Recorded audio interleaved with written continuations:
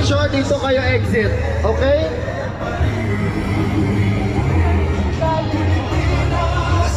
So hi, good morning. Dito tayo ngayon sa Land Juan Reagan sa Dahig para maki-join tayo sa celebration.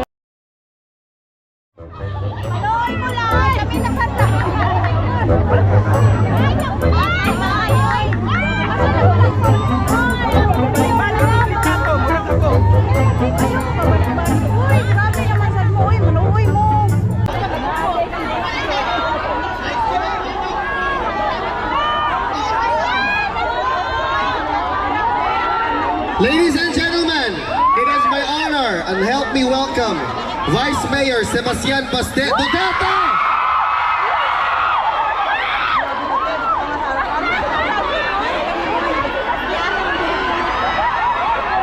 Duterte!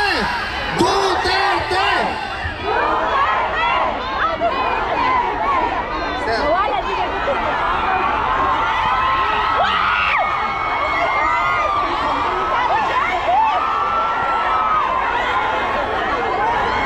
Magandang araw sa inyo lahat.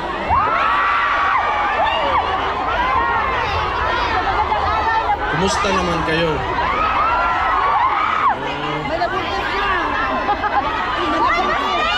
Maraming salamat sa lahat ng pinakita niyong suporta. Alam niyo naman na sa Pilipinas kami, yung tatay ko nandito ngayon, di ko pa nakikita. Kakarating ko lang kaninang umaga. Masaya naman ako na makita kayong lahat dito ngayon. Wala lang talaga kaming magawa sa sitwasyon ngayon kasi kung makita nyo yung illegal arrest ni PRRD, wala hindi natin gawa talaga ng sindikato. So hindi namin nakita because siguro si PRRD lang ko tatanungin, maybe he trusted the judiciary doon sa Pilipinas. Kung talagang sinunod lang yung saktong proseso, handa naman talaga siyang humarap for the courts, before the Philippine courts. But yung ginawa nila, nakita naman nating lahat na wala talagang due process. So pagdating niya ng Manila galing Hong Kong, may eroplano na dyan. Well, technically, sa nangyari, tawag doon kidnapping talaga. Wala tayong... Pero siguro okay na lang kasi nandito naman kayo. I'm sure nalalaman niya man na maraming sumusuporta sa kanya. And very important na lalo na sa edad niya. He's already 80 years old. Tapos, makulong ka pa. Palungkot talaga masyado yan. Sa ito ba, mingaw kayo.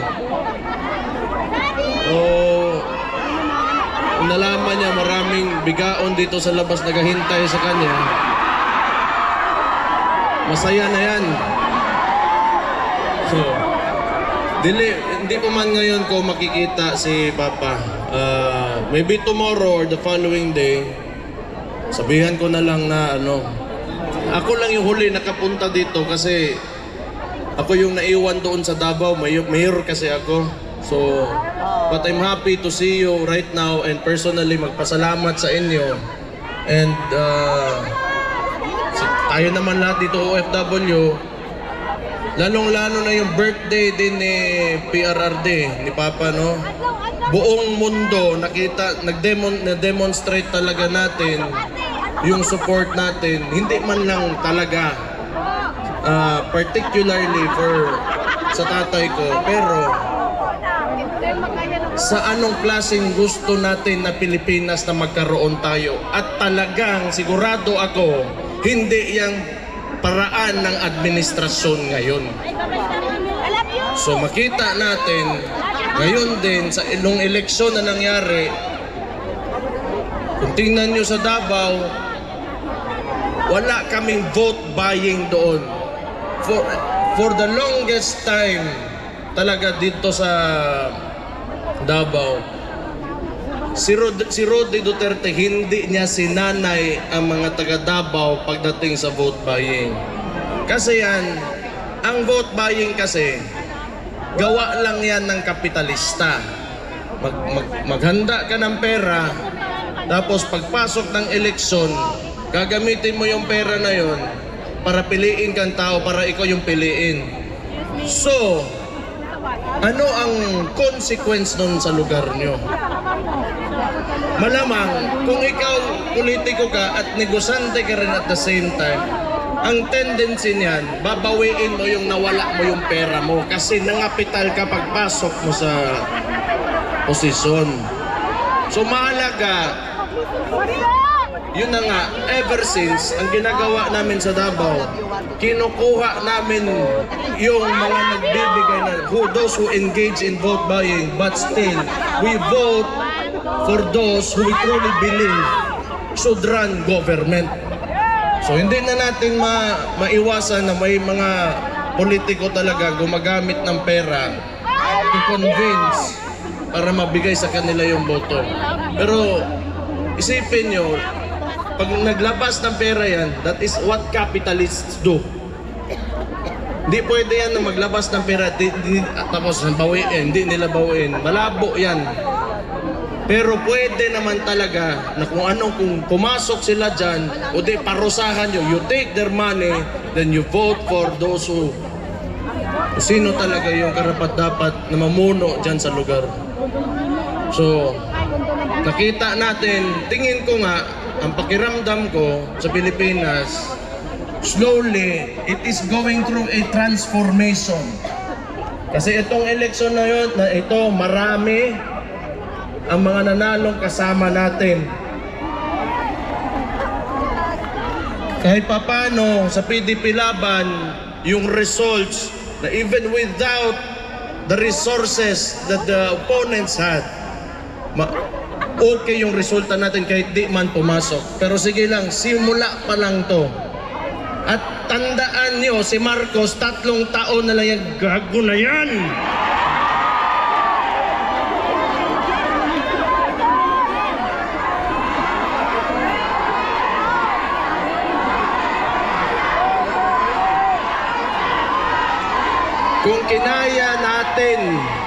Kung kinaya natin 3 taon, ako sa Davao na bilang alkalde doon, pinahirapan nila ako, wala. Bakit ako malakas?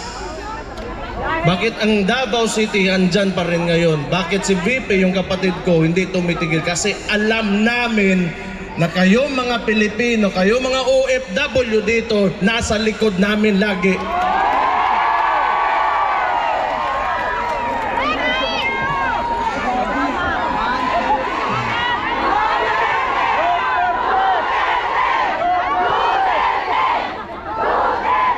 Kasi naiintindihan ko kayo, lalo na kayo mga OFW. That is why yung suporta talaga kang PRRD, at maraming salamat din sa kapatid ko, nasa kanila talaga. Kasi may point of comparison kayo because you are living outside of the Philippines, and lalo na dito sa Netherlands, dito mga Scandinavian welfare states, pati yan Germany. Alam nyo, yung pera ng tao na uuwi sa mga tao. Pag yung pera natin, yung buwis natin binabayad dyan sa Pilipinas, ewan ko lang, putang ina ko nakabalik pa ba yan dyan sa putang ina.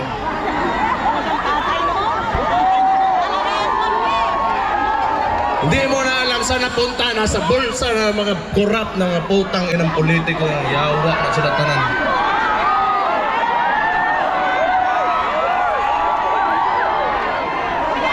You know,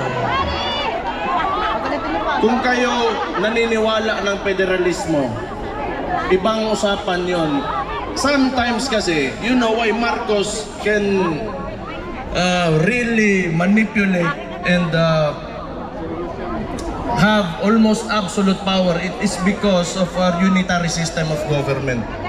Yung presidential system of government natin, it allows the president to have almost total control of all government. Kailangan kasi, yung maganda sa, kung palitan natin yung system of government natin, sabihin natin federalism, hindi dili lang income yung napupunta sa mga sarili-sarili nating probinsya, but the functions of government as well. So, ma-decentralize yung Metro Manila ngayon and Malacanang, and the power will be devolved, and the functions and powers of the agencies will be devolved doon sa mga probinsya, sa mga local government units. So, I do not know kung mangyayari pa ba, pero that is one of the causes why Marcos can,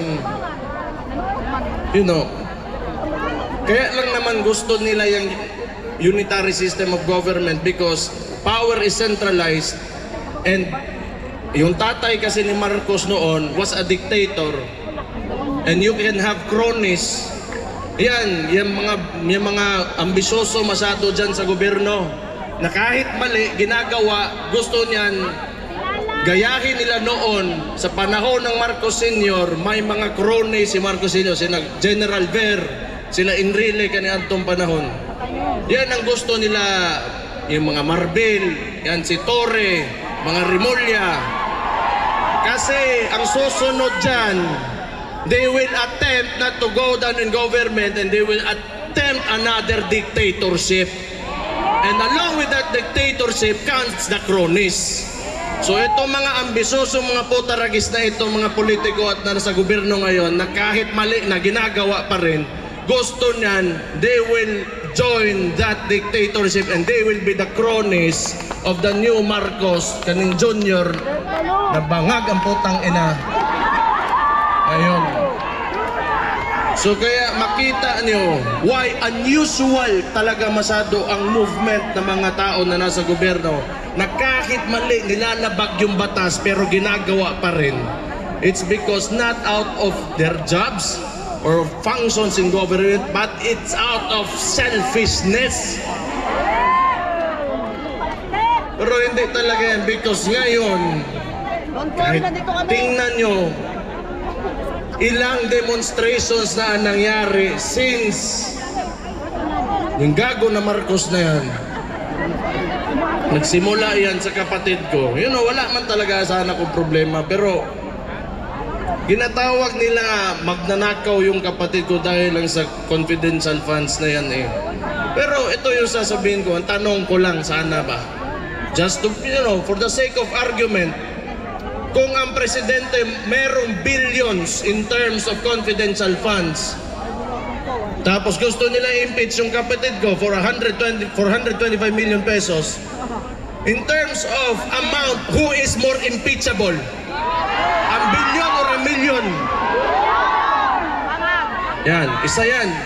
But sa totoo lang, if you take a leadership position, lalo na executive, mayor ako, yung mga lalo na mayor, barangay captains, yung executive position, alam mo, kung you are really serious on implementing or renewing policy or amending laws, or if you want to make a change, it should start with you. Kung sinasabi sana nitong Marcos na ito na masama may confidential funds, then it should start with him pababa, so that he will be the example that we will follow. And yet, you are sinisingle out mo yung isang tao. Ano ibig sabihin nun? It's because of politics. When you should be there, nandyan ka to lead the country and fix what is broken and continue what has already been done. That is good for every peace-loving citizen in the Philippines. Pero anong ginagawa? Ever since, ito lang talaga sa buhay ko, medyo nakita ko noon, Pinoy, before that, Fidel Ramos and Erap, na we are, a bit tolerant when it comes to government, but this is the only time that I've seen the Philippines that is so divided. And how can you live with that kung nakakadiha, ikaw, Presidente, unya, you allow your people to suffer and even make lies, hantod karon imong tag-20 nga bugas, wa niya po na niabot.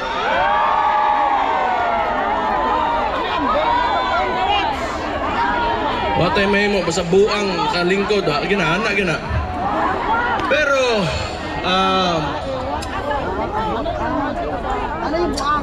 as I said earlier, tanaw na ko, like everybody's really putting it out there ba? Kana yung nararamdaman nyo and how you really feel kung anong gusto nyong direksyon para sa bansa natin. That's good.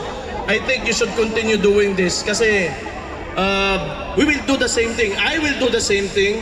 It will be not for ourselves but it will be for the future of our children, our grandchildren, and our country. So yun na mahalaga. Maybe someday, hindi na lalaki yung mga anak natin o yung mga apo natin, iba. Maybe they will be facing not the same problems na ito, lalo na itong malala talaga itong administrasyon na ito. Tingnan nyo, kahit kasama nila sa alyansa, nung pagpanalo ni Ping Lacson, what did he say? The 2025 budget is the most corrupt budget in Philippine history. Kahit kasama nila mismo, natapos na sandali, sinabi na nila. Wala talagang... Sa totoo lang, hindi ko maintindihan why they can afford to do all of this. And at 2028, matatapos din ang termino ni Marcos eh. So anong gusto niya? Hindi ko talaga alam.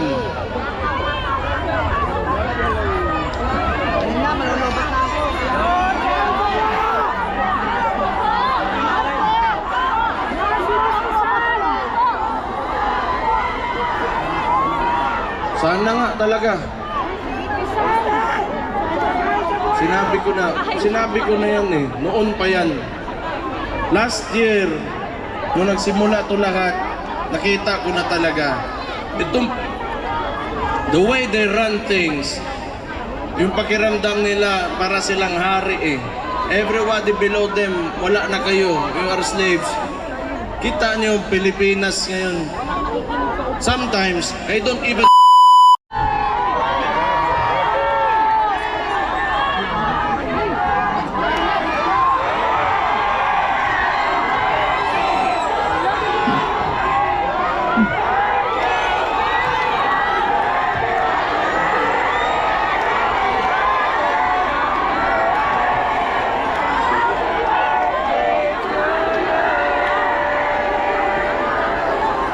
Thank you mga kababayan.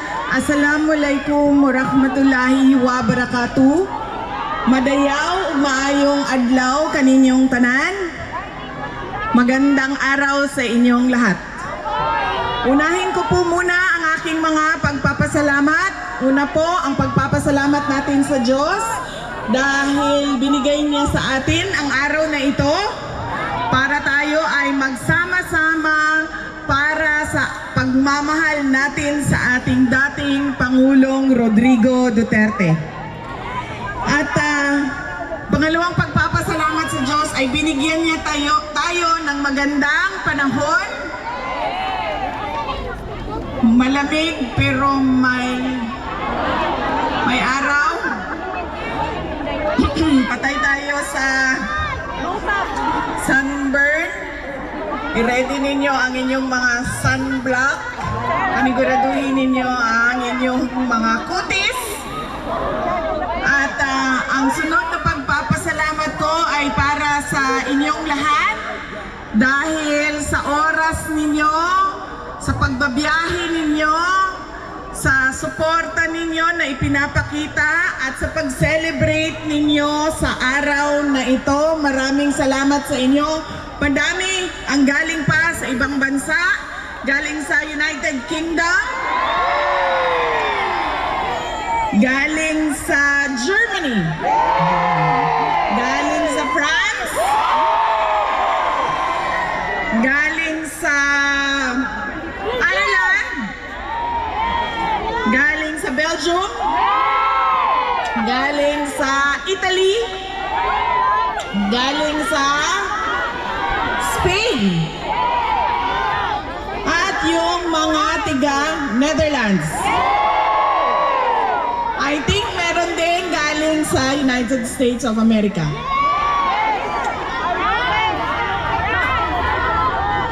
Hong Kong, ma'am, meron? Hong Kong? Oh, wow! Ang layo na binahin nyo, ha? Manila, meron pa?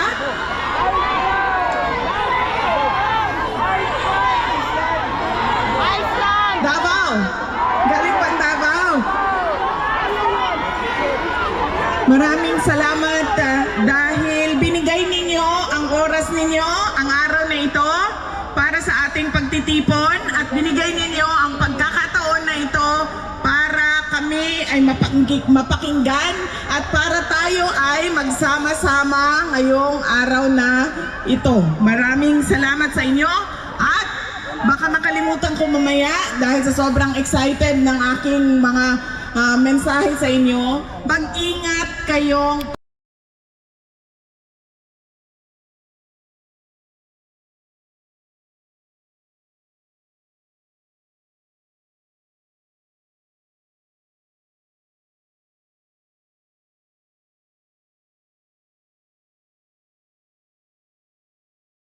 speakers ngayong araw na ito. Isa-isahin ko po ang mga pangalan. Tulungan niyo po ako kapag meron akong nakalimutan na pangalan. Ang una pong nagsalita ay si Dr. Richard Mata. Ang sunod na nagsalita ay si Maharlika. Ang sunod ay si Attorney Vic Rodriguez. At nandyan din po si Senator Robin Padilla. At si Senator Amy Marcos. And si Senator Rodante Marcoleta.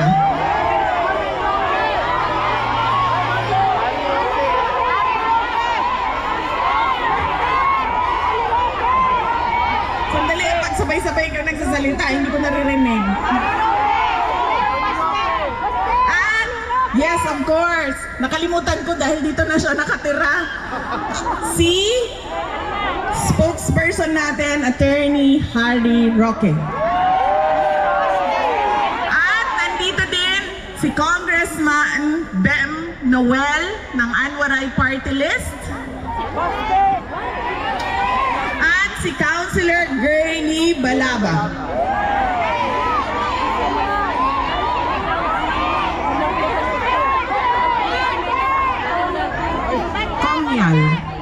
Conland. Malcolm Conland. Ay dapat hindi ganon. Dahil, di ba, sila yung nagsasabi, lahat may human rights. So, dapat ibigay din nila yung human right ni dating Pangulong Rodrigo Duterte na ibalik sa Pilipinas at i-check ng ating mga lokal na korte kung karapat-dapat ba na siya ay ipadala dito sa The Hague. Kaya, dapat po hindi natin tigilan ang panawagan natin sa ICC to send him home.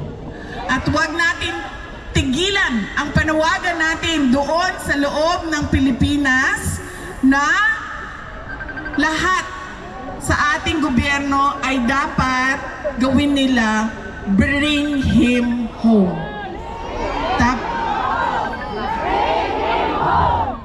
Bring him home. Bring him home. Bring him home. Bring him home. Hindi po dapat ipikit ng korte ang kanilang mga mata na sila ay walang jurisdiction sa kaso. Nagsimula sila sa kanilang investigasyon 2 taon matapos tayo umalis sa pagiging miyembro ng ICC. Hindi po pwede yun na kahit kailan pwede kang mag-imbestiga. Dahil ibig po sabihin nun, kapag sinabi mo, 5 years from now, mag-iimbestiga ako. 6 years from now, mag-iimbestiga. Drug problem in our country. Presidente mo siya. Siyang nakakaalam ng mabuti para sa kanyang bansa. He should...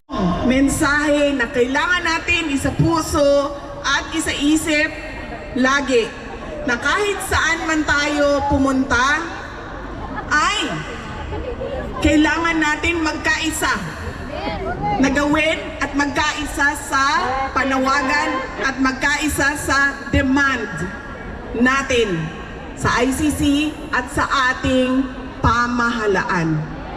Hindi po mahalaga ang reconciliation. Bakit ba?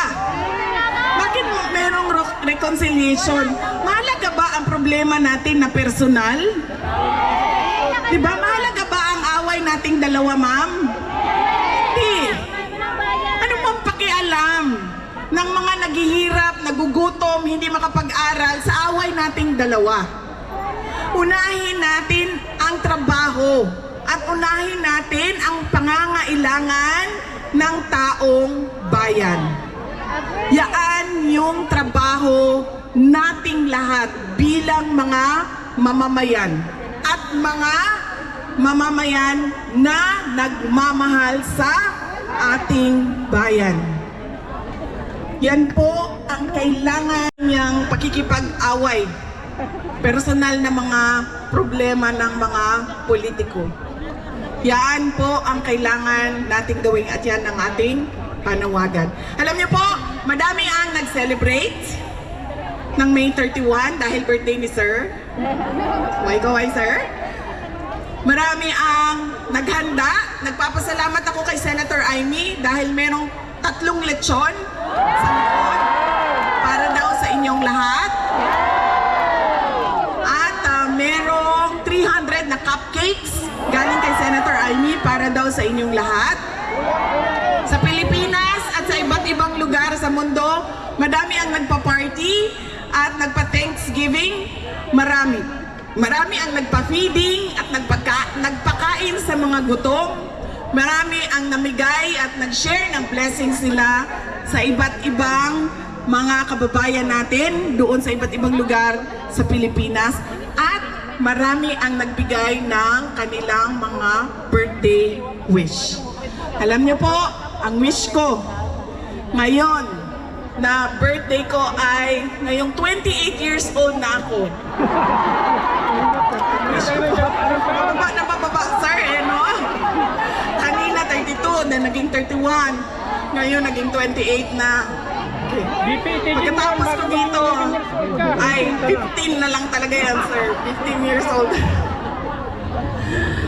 Ngayong araw na 28 years old ako, unang-una, sana ay bigyan kayo lahat ng Pilipino sa buong mundo ay bigyan ng Diyos ng magandang kalusugan, good health. Amen.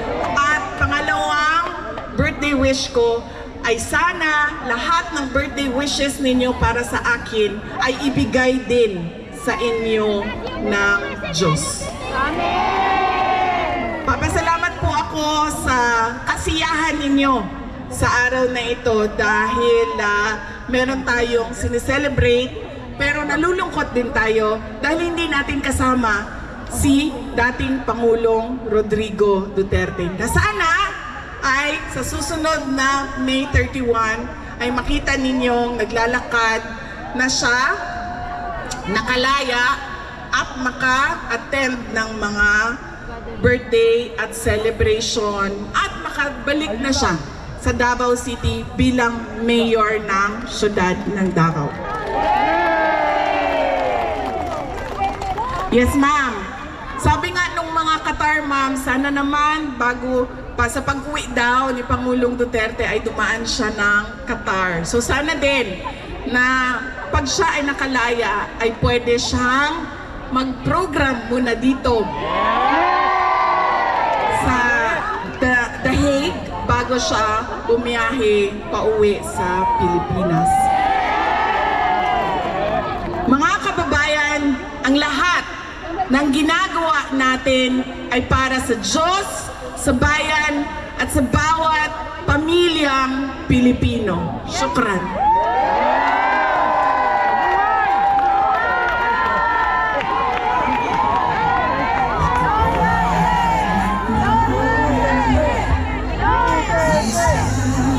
Si Kuya po nakakanta ng Duterte pa rin.